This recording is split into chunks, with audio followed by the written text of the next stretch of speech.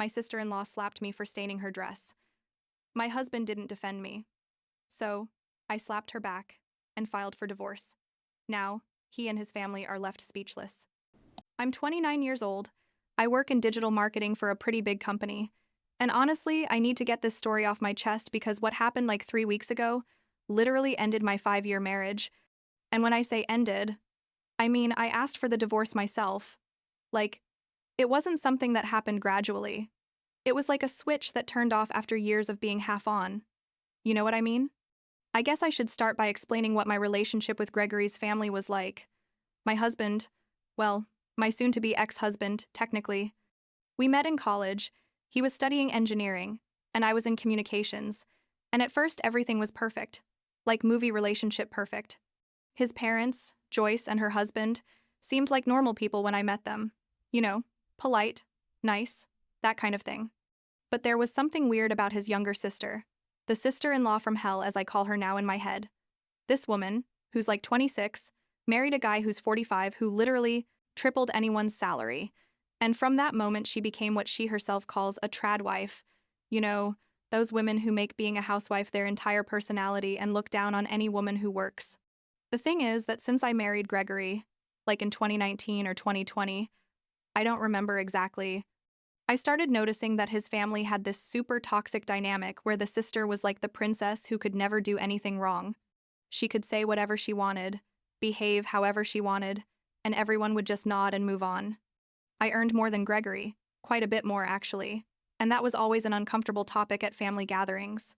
The sister-in-law made passive-aggressive comments constantly, like, "Oh, how interesting that you work so much.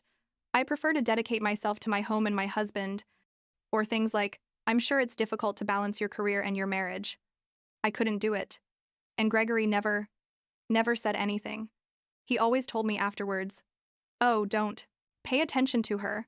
That's just how she is. You know her." And I would swallow my frustration because I thought that's how families worked, that you had to keep the peace. Fast forward to last month, specifically a Saturday that started like any other boring family dinner Saturday. Joyce, my mother-in-law, invited us to dinner at her house, something that happened like twice a month, and that I honestly already hated but went. Because Gregory insisted that family was important. We arrived around 7 at night. The house smelled of that perfume Joyce always wears, too sweet, too intense, and everyone was already there. The sister-in-law with her rich husband, the father-in-law watching TV, the typical atmosphere. Dinner was normal. I mean, the sister-in-law made like 3 comments about my job and about how I should try cooking more at home because Gregory looked tired lately, but nothing out of the ordinary for her. After dinner, someone put on music. I think it was the sister-in-law's husband, and Joyce decided we should all dance because it was a special occasion. I don't remember exactly what they were celebrating, maybe someone's birthday or an anniversary, something like that. I had had like 2 glasses of wine, nothing excessive.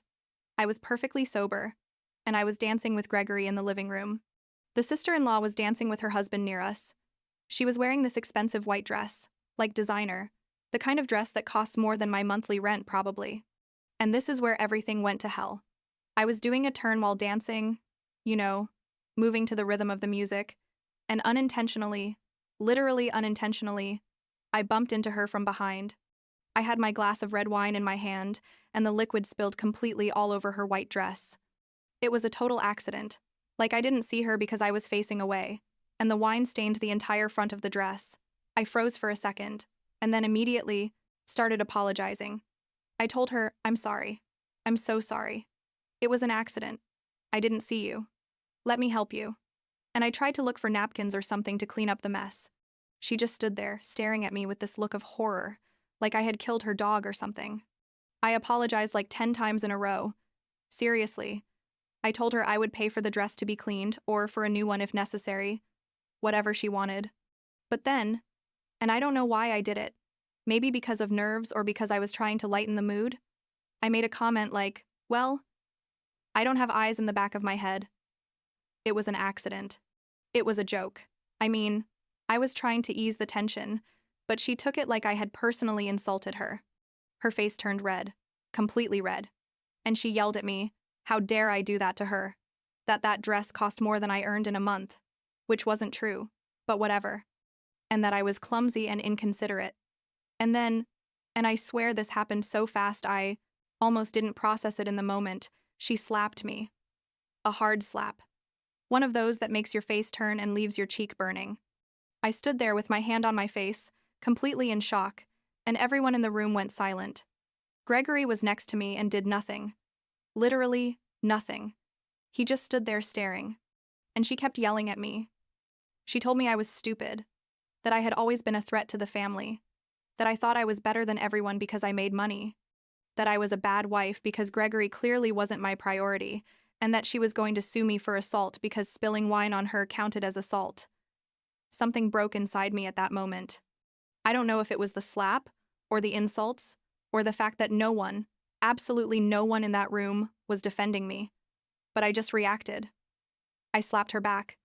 It probably wasn't as hard as hers, but I slapped her face and told her to shut up, to stop yelling at me, that it had been an accident and that she had escalated everything for no reason. The room exploded after that. Joy started screaming, "How dare I touch her daughter?" The father-in-law got up from his chair and told me to leave his house immediately. The sister-in-law's husband was looking at me like I was a criminal, and Gregory, my husband, the man who was supposed to be on my side, grabbed my arm and told me to leave, to calm down, that this was too much. They literally kicked me out of the house, like they escorted me to the door like I was a dangerous stranger. I stood on the porch for a moment, still processing what had just happened, and Gregory came out behind me, but not to support me, but to tell me I had ruined the night. How could I think of hitting his sister, that she had a right to be angry? I told him she hit me first, that I only defended myself, and he told me it wasn't the same because I had ruined her dress first.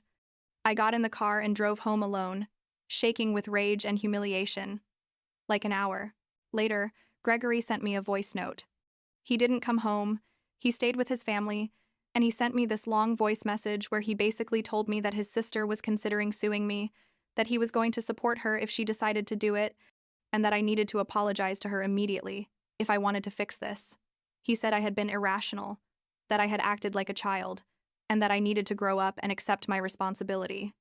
He didn't mention once that she had hit me first, or that she had insulted me, or that his entire family had thrown me out like a dog. He only focused on how I had ruined the night and embarrassed the family. I didn't sleep that night. I stayed awake in bed, thinking about all the times Gregory had chosen his family over me, about all the comments he had let slide, about all the times he had asked me to be the mature one, to keep the peace, to not make waves. And I realized this wasn't an isolated incident. It was the pattern of our entire marriage. I was always the one who had to give in, the one who had to apologize, the one who had to endure his family's mistreatment because maintaining family harmony was more important than my dignity. The next morning, I packed a suitcase with clothes for like a week, grabbed my laptop and some important documents, and went to my parents' house without telling Gregory anything. I turned off my phone for a few hours because I didn't want to deal with his messages. When I turned it back on, I had like 20 missed calls and a bunch of increasingly angry text messages asking where I was. I sent him a short message telling him I was at my parents' house and that I needed space. My parents received me without asking questions at first. They just hugged me and let me cry on the living room couch. My dad was furious when I told him what had happened. He wanted to go to Gregory's house and confront him, but my mom calmed him down. She's more traditional, like old school, and although she supported me, she kept saying that marriage required communication and that maybe Gregory just needed time to process everything. I knew in my heart that this went beyond needing time, but I let her talk. Like on the third day of being at my parents' house, Gregory called me. I didn't answer the first 2 times, but the third time I decided I had to face this eventually. He told me I needed to come home, that his sister wanted me to apologize to her face to face, and that in fact, she was going to be at our house waiting for me when I arrived. I told him he was completely crazy if he thought I was going to come back to apologize to someone who had hit me and humiliated me. He told me I had hit her too, that technically we were even, but that I had started everything by ruining her dress. I told him that if she wanted to sue me to go ahead, that I had witnesses that she hit me first, and that it was self-defense, and that I also had the money to fight any lawsuit she wanted to file. He got furious. He started yelling at me on the phone. He told me I was selfish, that I only thought about myself, that I had never fit in with his family, and that clearly I didn't care about his happiness. He called me bitter. He told me my career had made me arrogant, and that maybe his sister had been right about me all this time. That was the straw that broke the camel's back. I told him I wasn't going back, that he could tell his sister to shove her apology where it fit, and that we were going to talk about our marriage when he was ready to behave like an adult. I hung up and blocked him temporarily because I couldn't keep listening to his voice without wanting to break something. A week after the incident, still at my parents' house, I decided to do something I probably should have done from the beginning. I looked up the sister-in-law's dress online, found one exactly like it on the designer's website, and paid the almost $3,000 it cost. I sent it directly to Joyce's house with a note that said, "Here's your dress. Consider this the end of any drama." It wasn't that I felt guilty. Not at all. But I wanted to take away any excuse for them to keep messing with me. You know what I mean? I also took advantage of that time to really reflect on my marriage. I started writing a list of all the times Gregory had prioritized his family over me, and the list was terrifyingly long. There was that time his sister needed help moving on the same day as my birthday, and he canceled our plans without consulting me. Or when Joyce criticized me for not wanting to have children yet, and Gregory agreed with her instead of defending our decision as a couple. Or all the Christmases where I had to go to his parents' house. But he never wanted to go to mine. I had been so busy trying to be the perfect wife that I hadn't realized I was in a one-sided marriage. The sister-in-law, by the way, kept sending me messages on Instagram and Facebook, even though we weren't. I friends on either platform. She told me I was a psychopath, that I had ruined her special night, that her dress was completely destroyed, and that money wasn't going to fix the emotional trauma I caused her. Emotional trauma over a stained dress? Can you believe it? She also insinuated that I had always been jealous of her because she did know how to be a real wife, while I only cared about my work. It was so ridiculous it was almost funny. Except it wasn't funny at all. Like 2 weeks after the incident, Gregory finally asked me to meet at a neutral cafe, not at our house or at my parents' house. I agreed because I needed to close this one way or another. He arrived with this sorry puppy face, bought me a coffee I didn't even like because after 5 years he still didn't know how I took it, and started with this speech about how he had reflected a lot and realized he had handled the situation badly. He told me he was very sorry about how things turned out, that his family was willing to forgive me if I was willing to forgive them, and that we could get through this if we both made an effort. I asked him directly if he thought he had done anything wrong. He told me yes, that maybe he should have been more understanding with me in the moment, but that I also had to understand that the situation was very tense and that he was trying to keep the peace. I told him I didn't intentionally spill wine on his sister, that it was an accident, and that she hit me first. He sighed and told me, yes, he knew that, but that I had escalated things by slapping her back. I asked him what I was supposed to do. Just stand there letting her hit me? He told me I should have been the mature one and just left. Then I took out my phone and started reading him the list I had written. I told him about all the times he had made me feel less important than his family, about how his sister had treated me like garbage for years and he had never said anything, about how Joyce constantly criticized me and he asked me to ignore it instead of defending me. I talked to him about the Christmases, the birthdays, the family dinners, where I was the target of passive-aggressive comments, and how I always had to be the one who gave in, the one who apologized, the one who kept the peace. I told him I was tired, exhausted from being the villain in a story where I had only tried to be a good wife. He was quiet for a moment, and then told me I was exaggerating, that I was making a mountain out of a molehill, that his family loved me, and that I was misinterpreting their intentions. Pure gaslighting, that's what he was doing, trying to make me doubt my own perception of reality. And at that moment, seeing him sitting there trying to minimize years of mistreatment, I realized there was nothing to save in this marriage. I told him I wanted a divorce. He was in shock, literally with his mouth open. He told me I was being dramatic, that I couldn't end a 5-year marriage over a fight at a family dinner. I told him I wasn't ending it over that fight. I was ending it over 5 years of not being a priority, over 5 years of being treated like a second-class citizen in my own marriage. He told me I was making a mistake, that I was going to regret it, that I wasn't going to find anyone who would put up with me like he did. That last part confirmed I was making the right decision. I got up, told him my lawyer would be in touch with him, and left the cafe. The following days were chaos.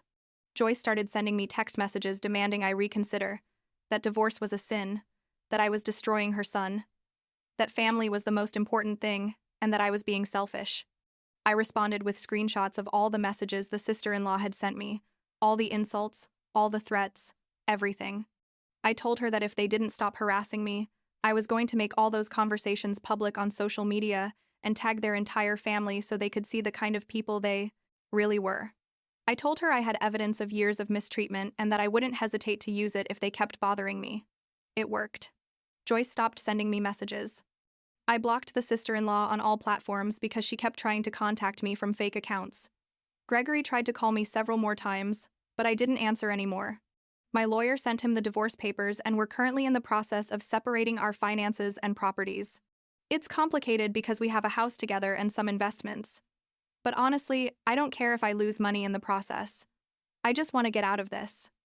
My parents have supported me completely. My dad is proud of me for not allowing myself to be treated like that, although my mom still believes maybe I should have tried couples therapy or something. But I know there's no therapy that can fix a man who doesn't see anything wrong with how his family treats his wife. You know what I mean? I've been seeing a therapist, myself, because I admit all this affected me quite a bit, and she's helped me understand that I wasn't the problem, that setting boundaries doesn't make me selfish. The last time I heard anything from Gregory's family was like a week ago. Joyce sent me one last message saying she was praying for me, that she hoped God would forgive me for destroying a family, and that she had always known I wasn't the right woman for her son. I didn't respond. I have nothing left to say to those people. Gregory sent me a long email a few days ago trying to convince me to reconsider, saying he had talked to his family and they were all willing to start over if I was too. I responded with a single line, "My lawyers will be in touch with you." And that was it. Now, I'm living in a small apartment I rented near my work, starting from scratch at 29. It's weird being alone after 5 years of marriage. And there are nights where I wonder if I did the right thing, if maybe I should have tried one more time. But then I remember Gregory's face when his family kicked me out of that house. I remember how I felt standing on that porch like a stranger, and I know I made the only decision I could make. I'm not going to live the rest of my life being less important than a family that doesn't even respect me. I guess